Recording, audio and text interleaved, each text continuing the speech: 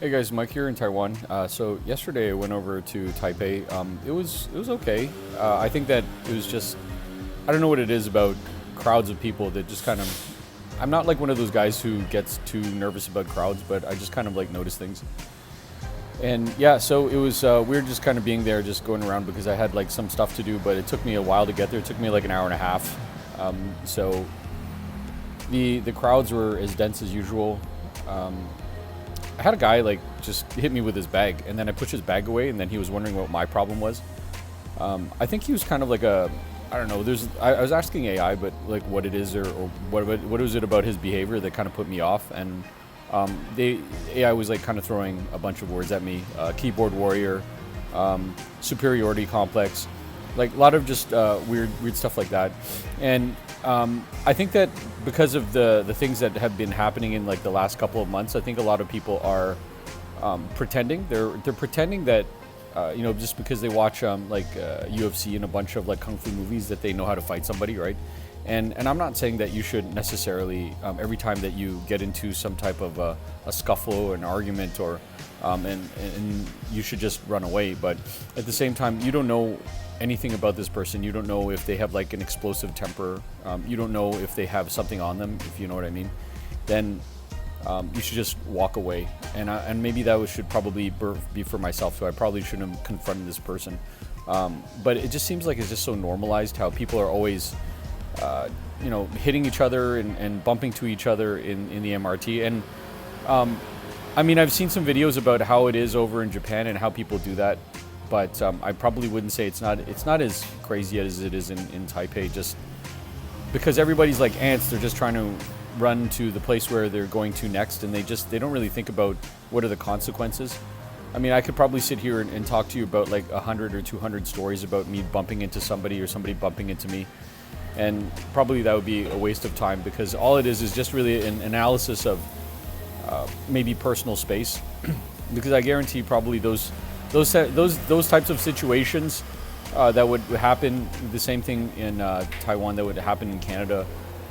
The ending would probably be really different, but partially it's just the fact that we have so much personal space in Canada. So people they really hold on to their personal space, and if people are trying to invade their personal space, then I mean, you guys kind of get the picture, right? So yeah, it was good. I went into like this kind of like really rich neighborhood in Taipei, and it was good to just see lots of Koreans there. I don't know exactly what it is about that neighborhood that was so attracting, or if there's people there that it's like they're different. They're thinking about something else. They're not thinking about the same things that maybe you and I are thinking about. Going to work tomorrow, or how much money am I making in my job, or do I need to make more money at my job?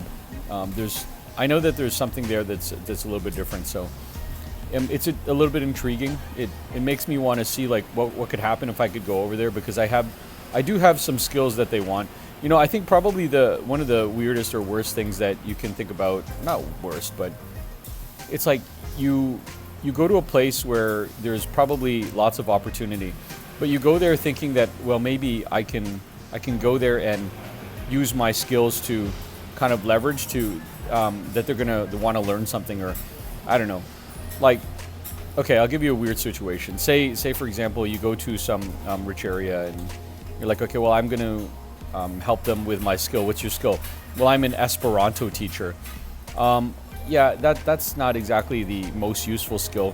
Yeah, there's like a million people that speak Esperanto in the entire world, but what is it used for? I mean, for those of you who don't know what Esperanto is, it's basically a scientifically made language that people were going to use instead of English. But I mean, obviously, everybody wants to speak English. That's going to be the language that people use to communicate and whatnot. Like if you don't have the same language, but the thing is, it kind of took a rear seat or a back seat to English.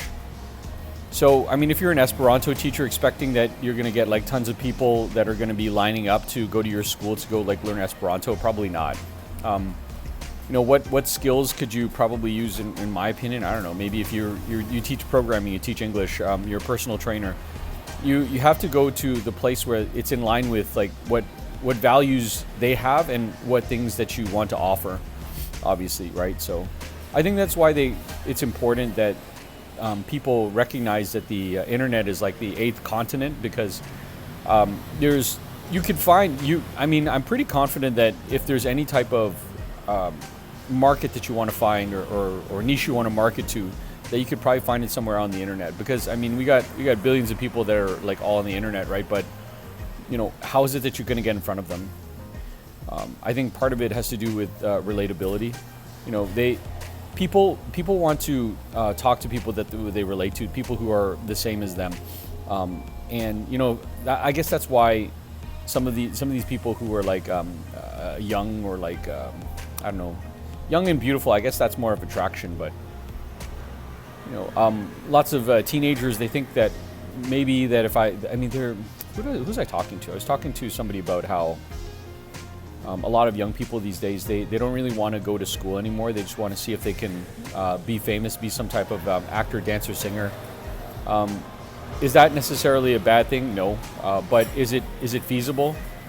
I always cringe whenever I ask this question in the class, and I ask, what do you want to be when you grow up? And half the students are like, I want to be a police officer, I want to be a firefighter, and then get maybe 3 or 4 students that I want to be a social media influencer. They don't say it exactly in that way because they don't really know that word. But I mean, like, what is it that makes you think that that's a job? What is it that makes you think that this job could be something that is really feasible for you, right? I'm like almost wondering, next time I'm going to be going through a course catalog of college courses back home, and they might have like some course that says social media influencer course or whatever. And I mean, if you categorize it, if you like say, okay, well, these are the steps that you need in order to go do whatever. You need to look at your analytics, and you need to find what your niche is, and you need to, I mean, maybe it is feasible, but as far as it is right now, if you just say, okay, well, I'm going to go into some search engine and say, I want to be a social media influencer, like, no way, dude. Like, it's almost like we're suffering from, there's too much information available. There's, you plug in your query into AI, and then it's going to give you all these points that are either too general, or they're going to give you like 20 points that you can't make heads or tails of, right? So, wow, that's pretty noisy over there. That's another thing. If you're kind of thinking about moving to Asia because you want to do your own thing and you want nobody to bother you, is you're gonna have to worry about noise pollution. I hate to tell you that. And actually, one of the worst culprits of noise pollution, I think, is probably the Philippines. I think when I was there, it was like super noisy. I haven't been to Vietnam yet, so I don't want to claim anything yet. But I heard that they do karaoke at like 2 or 3 o'clock in the morning. And they don't care about like what you're doing. I don't know what it is about. Is it about growing up, or about maturation, or the fact that people don't really care about like what other people are doing? I mean, is it respect? I don't think it's necessarily respect, because some people they just don't get that there's like another person outside who is wants to go to sleep, or when I remember when I was in mainland China, I had these roommates, and they brought their friends over, and they would just like make a huge ruckus like in the on the first floor, and I was like, okay, well, I got to wake up early, man. Like, what the heck are you guys doing, right? And they didn't understand. But I guess that's just kind of the way that it is. Sometimes you have to stay away from people just for your own good. And I mean, you got to find like some people who are kind of in line with like what your values are and your goals are, obviously.